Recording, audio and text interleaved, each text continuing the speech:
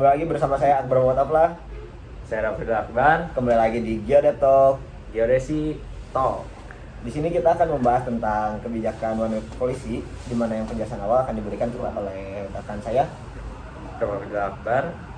Untuk kebijakan satu peta warna polisi ini adalah upaya pemerintah Indonesia yang khususnya untuk menyatukan berbagai peta tematik selama ini berbeda-beda gitu. Tujuannya adalah untuk menghindari tumpang tindih data serta meningkatkan efisiensi perencanaan pembangunan dan mencegah sengketa lahan. Oke, berarti untuk si kebijakan one way polisi ini tuh meningkatkan efisiensi peta tematik agar tidak adanya tumpang tindih berarti kan? Ya betul, begitu rekan Akbar. Kebijakan one way policy ini juga selain untuk efisiensi juga untuk mewujudkan tertib administrasi pertanahan, karena masih banyaknya permasalahan yang muncul terkait dengan sengketa kepemilikan dan juga sengketa duplikasi alat bukti kepemilikan tanah. Ya betul. Untuk masalah sengketa ini masih sering terjadi di beberapa lembaga karena beberapa kali terjadi adalah untuk sengketa tanah lahan ini orang-orang yang tidak jujur untuk misalnya tanah mereka hanya sekitar 5 hektar. Ya. Nah, terkadang ada beberapa oknum yang ini batas tanah saya dan itu pun nantinya menjadikan tanah mereka lebih dari 5 hektar yang nantinya ketika di-plotting itu menjadi tumpang tindih dan akhirnya menjadi sengketa tanah. Terlebih lagi untuk di tanah-tanah di pedesaan karena di sana pun kan belum ada perumahan-perumahan yang jelas untuk batas-batasnya gitu. Jadi masih banyaknya rasa kepemilikan secara sepihak Ya, betul, sendiri ya. betul. Jadi makanya karena one way policy ini adalah pada satu referensi, satu standar, satu basis data dan juga satu geoportal yang dimana proses pembuatan one way policy ini melibatkan kompilasi, integrasi dan juga sinkronisasi data dari berbagai kementerian dan lembaga. Betul. Coba sebutkan lembaga apa yang terlibat dalam one way policy ini. Nah, Akbar. untuk beberapa lembaga yang terkait dengan kebijakan one way polisi ini adalah lembaga-lembaga yang menggunakan peta tata ruang yang sedang hangat itu tentang tata ruang. Kenapa? Pada Kementerian ATR BPN mereka mengeluarkan hak atas tanah untuk masyarakat terhadap hak guna bangunan, hak milik dan hak guna usaha, di mana untuk yang sering terjadi sengketa ini dengan Kementerian Lingkungan Hidup dan Kehutanan. Kenapa? Karena yang pernah saya lakukan adalah ketika melakukan pengukuran dan berbatasan dengan perhutanan, di situ sering kali terjadi perselisihan antara warga yang memiliki hak tanah yang saya ukur dengan Kementerian Kehutanan, karena menurut Kehutanan batasnya ada di sebelah mana, cuman kata yang pemilik hak tanah itu tuh tanahnya melebihi Kehutanan kayak gitu. Jadi sering yang kayak gitu tuh. Masih tidak sinkron Ya, berarti ya betul. datanya.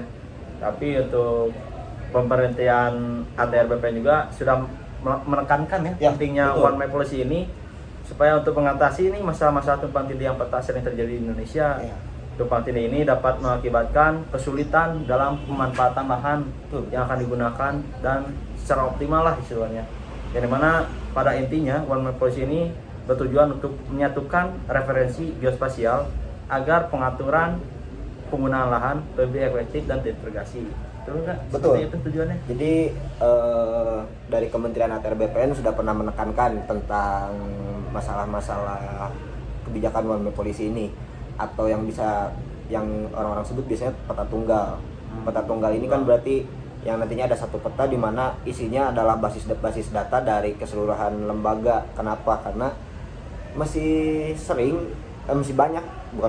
banyaknya lembaga-lembaga yang memiliki peta tata ruang sendiri, sehingga ketika adanya kebijakan one way policy ini terjadi, ketika bidang-bidang data tersebut disatukan, akan terjadinya tumpang tindih. Yang sering terjadi adalah kepemilikan hak atas tanah atau hak guna usaha yang mereka daftarkan dari Kementerian ATR BPN itu sering terjadi tumpang tindih dengan Kementerian Kehutanan, dan tidak jarang juga ada tumpang tindih dengan tanah KAI atau PJKA seperti itu rekan Apoy. Berarti masih banyak kasus konflik lahan akibat data geospasial yang tidak sinkron ya. Betul. Makanya ya kita sekarang masih belum adanya terwujudnya one map policy karena Betul. dari berbagai lembaga-lembaga masih mempunyai datanya pribadi masing-masing sehingga ketika disatukan itu masih menjadi tumpang tindih gitu. Iya, jadi yang seperti yang saya jelaskan tadi, terkadang saya juga bekerja di saya menjadi tim support di salah satu lembaga yang melaksanakan tata ruang ini. Ya. Ketika saya membuka datanya tersebut ya emang terkadang ada tumpang tindih di beberapa bidang antara ke pihak tanah pun masih ada sengketa dan dengan perhutani masih ada sengketa, dan ketika saya melakukan survei ke lokasi pun saya kan ketika survei lokasi itu sudah memegang peta dengan data bidangnya. Ya. Jadi di situ udah ada kejelasan untuk tanah PJKI itu ternyata ada di sekitar mana, peta tanah hak milik orang ini itu ada di sekitar mana. Nah, namun ketika saya ke lokasi tersebut, ketika menanyakan bidang tanahnya batasnya sampai mana, mereka itu sudah membangun, sudah jadi bangunan gitu untuk sampai pemetaannya itu. Jadi pas saya lihat, oh ternyata mereka membangun di atas tanah PJK yang kemarin pernah saya lakukan seperti itu. Jadi Akbar ini udah langsung langsung, operasional berarti ya. ya, melihat langsung secara real di lapangan langsung di seperti lapangan apa. bagaimana. Ya, tapi menariknya nih yang setelah kita baca-baca bahwa Badan Informasi Geospasial telah meluncurkan aplikasi untuk mendukung kegiatan ini. Namun masih terdapat tantangan nih terkait pengakuan hak atas tanah terutama di kawasan hutan. Ya, betul. Ya. Jadi konflik antara hukum agraria dan hukum kehutanan, apalagi dengan yang sering terjadi sih antara agraria dan kehutanan ya. Untuk dengan PJK itu jarang terjadi, namun masih ada saja. Jadi si konflik ini tuh kadang yang seperti saya jelaskan tadi, yang pernah saya lakukan langsung, yang pernah saya dapati, kesalahan-kesalahan ini tuh banyaknya di pengakuan hak atas tanah.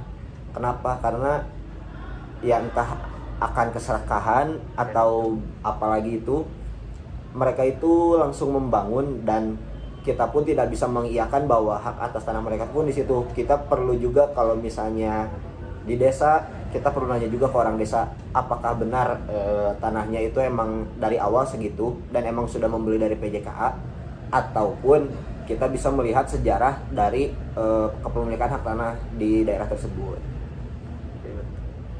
Walaupun belum, tapi BG ini sangat mendukung ya untuk adanya manipulasi. Tapi secara kita nih sebagai mahasiswa juga, sebagai mahasiswa teknik geodesi nih, menurut Akbar, upaya apa sih untuk percepatan pembangunan data spasial yang berkualitas ini melalui penyelenggaraan pendaftaran tanah atau menjamin kepastian hukum atas tanah ini?